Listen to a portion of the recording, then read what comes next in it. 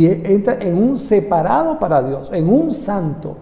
Ese santo se hace santo creyendo, poniendo los ojos, poniendo su fe, poniendo el creer que Jesús murió en la cruz por él. Eso lo lava, eso lo limpia de pecado. Y entonces ahí lo hace santo, entendiéndose la palabra santo, separados para Dios. Y es allí donde el Espíritu Santo, santo, santo, santo, no puede entrar en un pecador. Entra en un santo, en un separado. Y es allí, en esta tierra, donde empieza ese proceso tan extraordinario que hace el Espíritu Santo en un creyente. En un creyente.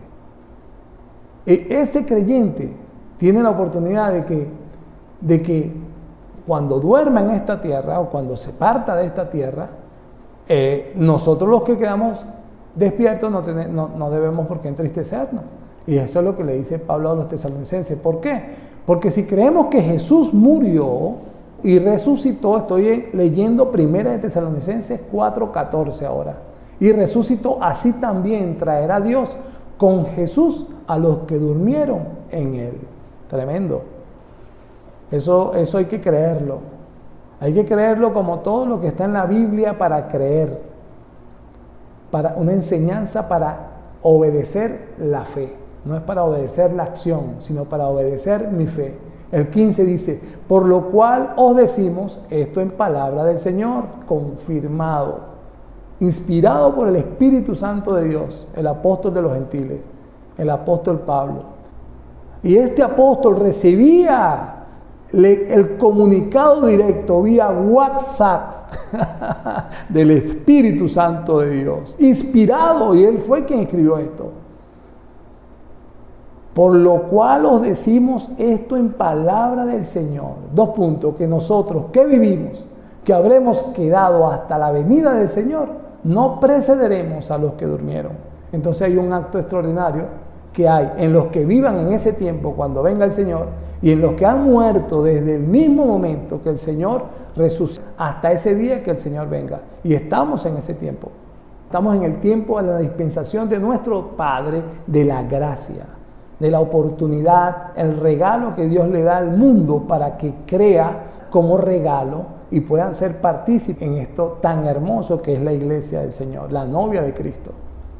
Entonces dice, nosotros que vivimos y que habremos quedado hasta la venida del Señor, no precederemos a los que duermen, todos los muertos en Cristo, o específicamente de la resurrección hasta el momento que hayamos venido. Ahí se cierra el paréntesis. Porque el Señor mismo, con voz de mando, con voz de arcángel y con trompeta de Dios, descenderá del cielo, y los muertos en Cristo resucitarán primero. Luego nosotros, los que vivimos, los que estén vivos en ese momento de la trompeta, los que hayamos quedado, seremos arrebatados juntamente con ellos en las nubes para recibir al Señor en el aire, y así estaremos siempre con el Señor. Eso es un acontecimiento profético que está por suceder. Si alguien en esta tierra muere en Cristo, en este acontecimiento, será levantado antes del que quede vivo en Cristo, en el momento que el Señor venga por su iglesia. No está hablando de la segunda venida, ni está hablando de un Señor que va a poner con poder y gloria. No está hablando de un Señor que viene a gobernar aún. El Señor viene y va a poner sus pies sobre la tierra, a poner el orden y establecer un gobierno absoluto por 1000 años. Pero en este momento que está hablando Pablo acá, no está hablando de ese momento. Está hablando de que Él nos espera en las nubes. ¿A quién? A los que han dormido en Él y a los que estén vivos en ese tiempo. Por tanto, alentaos los unos a los otros con estas palabras. El Señor Jesucristo lo menciona esto en Marcos 13. En el verso 32 dice, pero de aquel día y de la hora nadie sabe. Ni aun los ángeles que están en los cielos, ni el Hijo, sino solo el Padre. Pero dice el 33, mirad, velad y orad, porque no sabéis cuándo será el tiempo. No lo sabemos.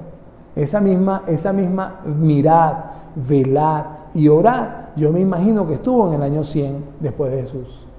Después que el Señor marcó esta era este tiempo, el que llaman después de Cristo. Yo me imagino que los que habrían leído esto en el año 1000, aunque eran los tiempos de la oscuridad de la iglesia, los cristianos que tomaron para sí el nombre del Señor, resultaron que escondieron la palabra de Dios. Entonces esto me imagino que estuvo oculto por muchos años. El mismo problemita que está pasando hoy, un grupo de personas que tú vas a la calle y predicas a Jesucristo resucitado, a un Jesucristo que quiere perdonar a la persona, que un Jesucristo que quiere arrebatar de las mismas fauces del diablo, de las mismas fauces del infierno al perdido.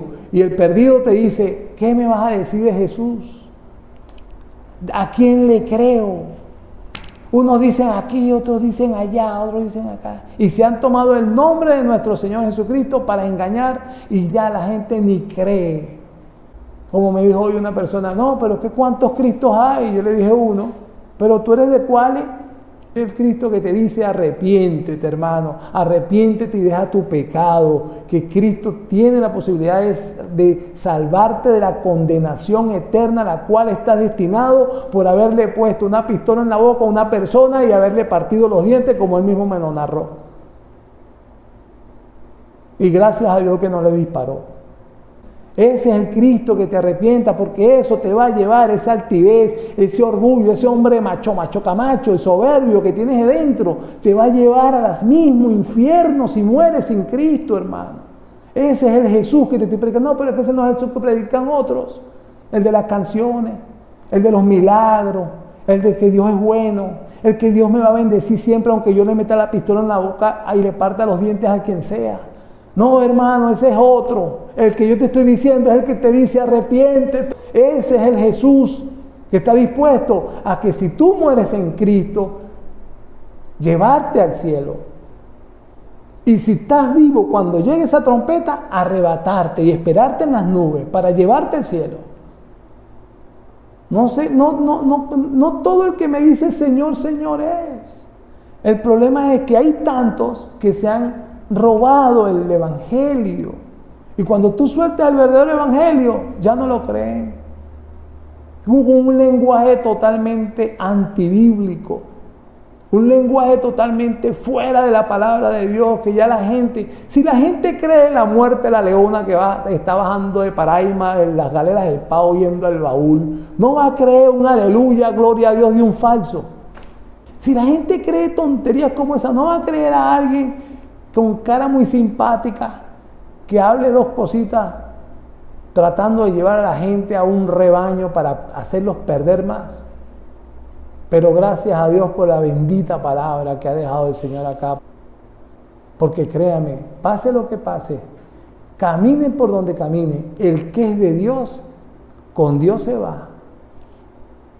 Pero el que no es de Dios, pues para Satanás trabaja. Y eso es. Y ese es el rapto, la oportunidad que hay. Mirad, velad y orad en el año 1200, en el año 1300, en el año 1400, en las cruzadas del 1500. En todos los tiempos siempre hay que mirar y velar. Una necesidad de espera, una paciencia, una longanimidad que ha tenido nuestro Padre. Pero de este siglo tal vez no se pase. Por los tiempos, apostasía que brota donde quiera que ve. La guerra de Israel con los árabes, el templo de Israel, la marqueta lista, preparado todos los utensilios, todas las animales, las vacas rojas ya están hasta listas, todo está listo. En Lucas 17, el verso 34, y leo, os digo que en aquella noche estarán dos en una cama, el uno será tomado y el otro será dejado.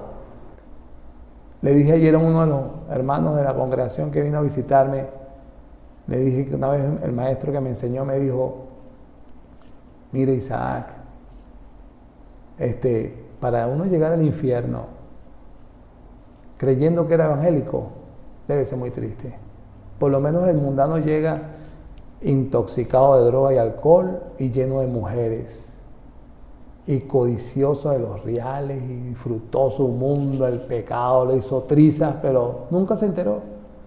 Pero uno que haya estado sometido 20, 30, 40 años creyendo que era, y cuando le digan no te conozco, ¿Por qué? Porque torciste la Biblia, le agregaste, le quitaste, me quisiste ayudar, así como hizo el rey Usías, hizo lo bueno delante de los ojos de Jehová y entró al templo a prender incienso. Y los sacerdotes le decían, en 2 de Crónicas 16, y los sacerdotes, mire, rey, vaya a reinar su pueblo, déjenos a nosotros que prendemos el incienso. Yo soy el rey. Yo voy a adorar y hablar y orar y predicar a Dios que está en mi cabeza, no el que está en la Biblia. Pero lepra le cayó. Dios no puede ser burlado, amado. Todo está en el corazón. 2 mujeres estarán moliendo juntas, la una será tomada y la otra dejada. 2 estarán en el campo, el uno será tomado y el otro dejado. Tito dice en el capítulo 2, verso 13, aguardando la esperanza bienaventurada y la manifestación gloriosa de nuestro gran Dios, Señor y Salvador. 1 Corintios 15 dice, así también está escrito, dice también el apóstol, con su misma revelación que le dije al principio, fue hecho el primer hombre Adán, alma viviente, y el postrero Adán, espíritu vivificante. Mas lo espiritual no es primero, sino lo animal, luego lo espiritual. El primer hombre es de la tierra, terrenal. El segundo hombre es del Señor, es del cielo. ¿Cuál es el terrenal? Tales también los terrenales. ¿Y cuál es celestial? Tales también los celestiales. Y así, como hemos traído la imagen del terrenal, traeremos también la imagen del celestial. Extraordinarias palabras. Pero esto digo, dice Pablo a los Corintios, hoy se lo dice a usted. Hermanos, que la carne y la sangre no pueden heredar el reino de Dios. Y esa carne y sangre es procesada en este planeta, en la misma situación de carne y sangre, por aquel espíritu, como le dije al principio, que hizo nacer de nuevo aquel que creyó. Después dice, ni la corrupción hereda la incorrupción. He aquí os digo un misterio. No todos dormiremos, pero todos seremos transformados. En un momento, en un abrir y cerrar de ojos, a la final trompeta, porque se tocará la trompeta y los muertos serán resucitados incorruptibles y nosotros seremos transformados. Porque es necesario que esto corruptible se vista de incorrupción y esto mortal se vista de inmortalidad. No solamente en el momento del rapto, en el tiempo que vivamos en esta tierra, mi estimado hermano. Usted tiene el Espíritu Santo para pensar, para hablar y para actuar como Él inspiró la palabra de Dios. Si lo hace contrario, no es posible. Entiéndalo, la Biblia está llena de obediencia. No todo el que diga Señor, Señor, entrará al reino. Dice el Señor en Lucas 6, sino aquellos que obedecen mi palabra. La obediencia, pero la obediencia en amor. Es en amor. Yo debo obedecer por amor. Yo no debo obedecer porque alguien me lo dice. Yo debo obedecer entendiendo que Cristo me amó primero y que yo estoy llamado a ese amor recíproco. Y cuando usted se llena el corazón de Dios, se llena el corazón del conocimiento de quién verdaderamente fue Jesús, de quién verdaderamente hizo Jesús por usted, mire, no le va a quedar otra sino amarlo, pero con todo su corazón, con toda su fuerza, con toda su alma y con toda su mente. Y ahí no va a haber espacio para desobediencia, porque le va a obedecer, ya no porque debe obedecerle, le va a obedecer porque le ama. Él nos amó primero a nosotros, pero nos pide amarle. Y la forma en que Él, el que Él ve el amor en el creyente, es cuando le obedece. porque hay un compromiso también. ¿Entrar al cielo? Sí, hay un compromiso, amado. Cuando una persona pasa a ser iglesia, tiene un compromiso firme ante aquel que lo pasó a ser iglesia. Uno no entra porque entra, uno no se mete porque se mete. Tiene un compromiso de amor con aquel que lo hace iglesia. Y ese compromiso está en la palabra de Dios. Por eso es que debe vivir, pensar, caminar en los principios que marca la palabra de Dios. En los principios, en todos. No hay uno que no se pueda caminar.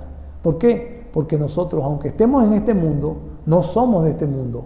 Y vivimos los preceptos de aquel y los principios que aquel, el cual nos llamó a ese otro mundo. Y por acá por las redes, recuerden compartir, suscribirse y darle a me gusta. Dios les bendiga a todos y hasta mañana.